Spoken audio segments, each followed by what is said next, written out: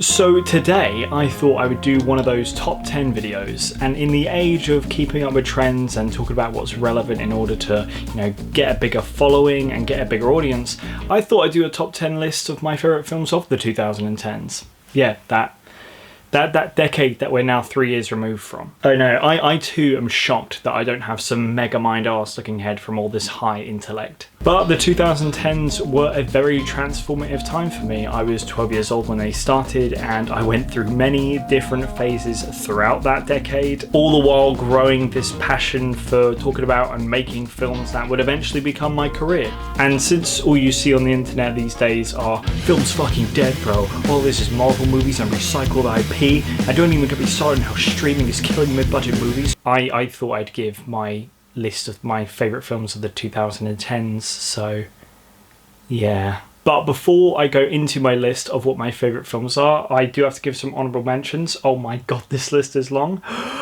The Cabin in the Woods, Rise of the Planet of the Apes, Skyfall, The Master, Looper, The Hunt, The Place Beyond the Pines, The Wolf of Wall Street, Her, Don John, Coherence, Grand Budapest Hotel, X-Men Days of Future Past, Guardians of the Galaxy, Gone Girl, Nightcrawler, Birdman, John Wick, Dawn of the Planet of the Apes, Steve Jobs, Moonlight, Arrival, Split, Hacksaw Ridge, Call Me By Your Name, Coco, Dunkirk, Logan, 3 Billboards Outside Ebbing, Missouri, Phantom Thread, Upgrade, War for the Planet of the Apes, The Ghost Story, First Reformed, Spider-Man Into the Spider-Verse, Hereditary, Joker, Once Upon a Time in Hollywood, The Farewell and Marriage Story. And now for my top 10. I'm going to be going through each year and which film from that year was my favourite. So let's get right into it. The Social Network, otherwise known as the Facebook Movie, genuinely has one of the best screenplays ever written. Aaron Sorkin, I know he gets a load of praise, but I'm just going to give him some more. He's a great writer and he's a great director now. The Social Network is about a young Mark Zuckerberg who creates the website Facebook and is sued by the twins who claim that he stole their idea and by the co-founder who was pushed out of the business. This is actually my favourite David Fincher film. Now, I am a bit biased because this was my first David Fincher film, but I still think it is my favourite after watching his whole filmography. Fincher's directing mixed with Aaron Sorkin's writing, being performed by Jesse Eisenberg, Andrew Garfield, and Justin Timberlake, makes for one of the most compelling films I've ever seen. I know this is going to sound incredibly pretentious, but the best way to describe The Social Network is an action movie of words. Similar to The Wolf of Wall Street, even though there's a bunch of lawsuits and corruption going on, it is in a strange way motivating. Seeing this guy make something and see it grow and grow and become the Facebook that we know it is today. Even though Jesse Eisenberg's Mark Zuckerberg is borderline a villain here, he's more Lex Luthor here than he actually is in Batman v Superman. And I cannot talk about this movie without mentioning the soundtrack. This is one of the best soundtracks in a film I have ever heard. Still to this day in 2022, 12 years after it's come out, I still listen to it whenever I'm editing something, writing something, or just generally working on a project that requires a lot of concentration. The Untouchables is easily my favourite foreign film of all time. The Untouchables is a French film about a quadriplegic aristocrat who hires a man from the Parisian projects to be his caregiver. Now, this film obviously deals with some difficult topics like being a quadriplegic and growing up in the Parisian slums, but it's also one of the funniest films I've ever watched. Most of the comedy comes from Omar Sy's character embracing his fish out of water scenario by being surrounded by all this wealth and constantly making jabs and joking about the pomposity of rich people's lifestyles, but not done to make any sort of political jab. It's purely just done for comedy. The film really has this love for domesticity and just showing the joy that people can have in the little things, like just sitting in a cafe talking. It's a heartwarming and uplifting film, yet also not cheesy in the slightest, which can be really hard to pull off. All of the acting is great, but make no mistake, this is Omar Sy's film. He is likeable from the very start of the film, and he never stops being likeable. This guy embodies the energy and life that the Philippe character needed in his life, from the body language to his line delivery to his facial expressions. This film is easily in my top 5 of all time, and every person I've shown it to has loved it. This was by far my favourite film of 2011, and nothing really comes close.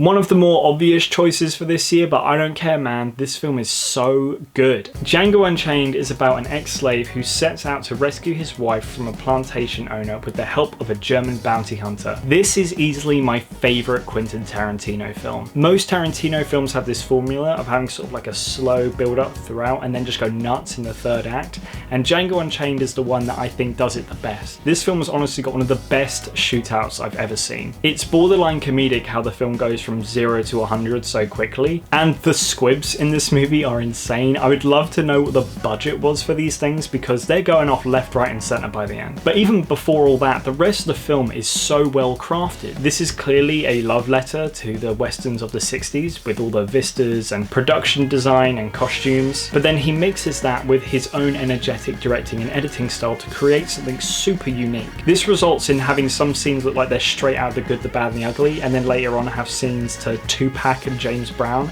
and it somehow fits. Similar to The Social Network, this really is an action movie of words as well. The dialogue and the script is so good. It's one of the most quotable films I've ever seen. And that script is being delivered by some of the best actors in the business like Christoph Waltz, Jamie Foxx, Samuel L. Jackson, and of course, Leonardo DiCaprio. You've all no doubt seen this film, so you already know it's great, but I think in Tarantino's filmography, Django Unchained is actually quite underrated. And like I said earlier, for me, it's his best.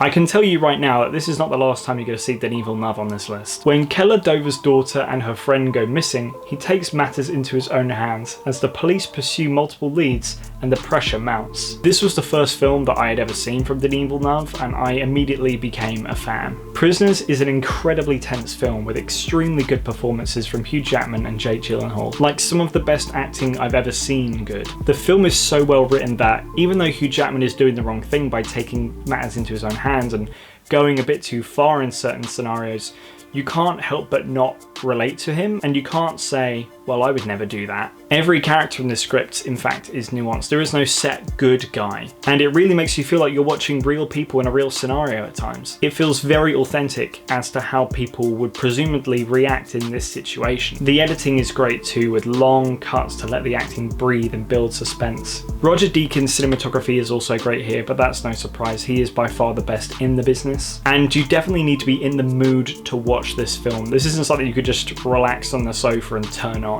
It's a heavy, stressful film, but it's engaging and it'll have you gripped throughout. Another relatively known film in the film world, but I think Whiplash came out in the best year for film this decade. Directed by Damien Chazelle, Whiplash is about a young drummer who is mentored by an instructor who will stop at nothing to realise a student's potential. If I had to say what genre this film is, it's crippling anxiety. J.K. Simmons has always been a babe, but he really showed up here. He's genuinely terrifying at some parts. But it's the themes of what the film tackles that is super appealing to me. It deals with wanting to pursue your dreams and the lengths to which you're willing to go, but it also feels a little ahead of its time in that it also tackles the toxic and self-destructive side of hustle culture, feeling massive amounts of pressure to prove yourself and achieve your goals in the quickest way possible, even if that means pushing yourself so much so you don't even enjoy your passion anymore. It also tackles ego and pride, and are you just doing all this to make yourself look good and not to look like a failure to friends and family, even though they're not the ones who are putting the pressure on you? Serious and relevant questions that I've definitely had to ask myself, and I'm sure everyone's had to ask themselves, and questions that I'm seeing appear online more and more. Whiplash was already a phenomenal film, but I think it's actually more relevant today than it's ever been. And if you're in the mood to be stressed for about an hour and a half, then I highly recommend checking it out.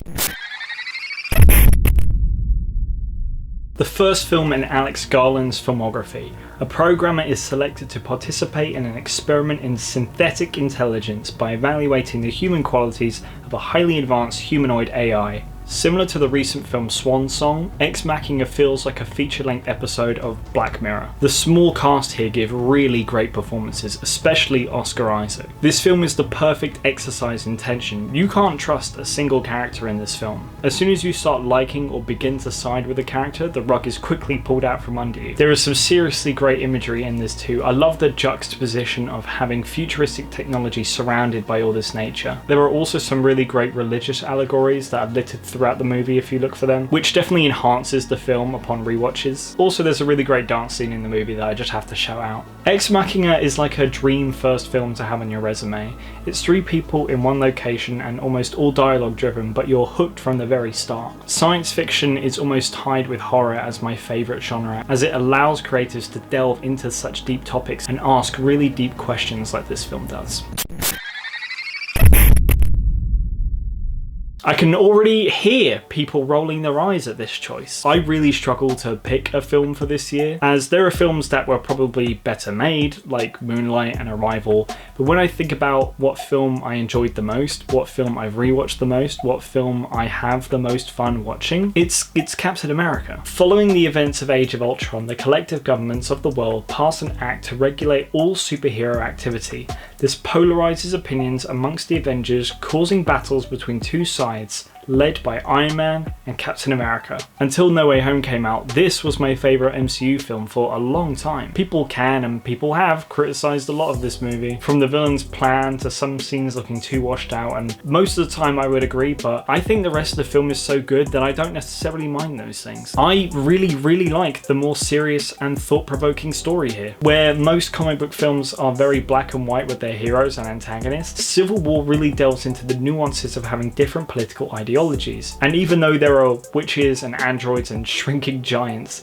it feels like a grounded world with consequences. And a lot of the more fantastical elements that you would see in other Marvel films are stripped back in this one. It's still a really fun movie, littered with lots of humour, but when it wants to get serious and tackle deep themes, I think it does it pretty well. I love that the final act of this film is just 2 to 3 guys beating the shit out of each other, and you don't know who to root for because you understand where everyone is coming from. And not just those 3 characters, every character in this film, even the small side characters. The action in this film is also really great, the stunt work especially. There's one scene in a stairwell that's just insane from a stunt perspective. Guys, I know it's popular to hate the MCU because it's the big franchise thing, but I think Captain America Civil War is better than you remember it, and I love it. A lot of Marvel films don't really hit as well the second time because they definitely are edited for applause, but I think Civil War doesn't suffer from that, and I like it with every rewatch just as much.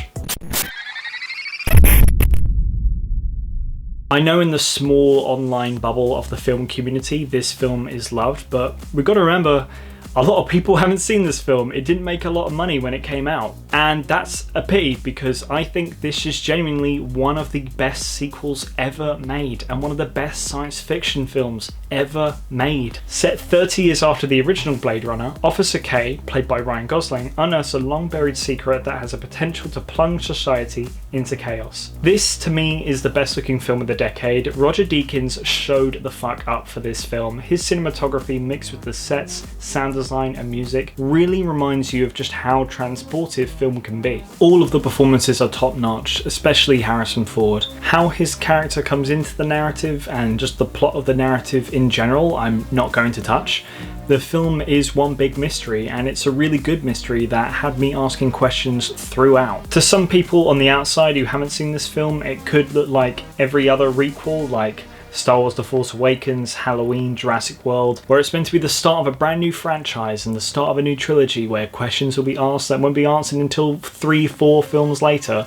This is a self-contained, one and done film, and I love it for that. Although this has a lot of fantastical elements, this is a grounded, gritty, believable film. It has good, intense action when it's needed, but for the most part this is a slow, dialogue-driven detective story. Like I said earlier, Blade Runner 2049 rivals Terminator 2, The Dark Knight, and The Empire Strikes Back as one of the best sequels of all time, and it's further proof that science fiction is one of the best genres in film.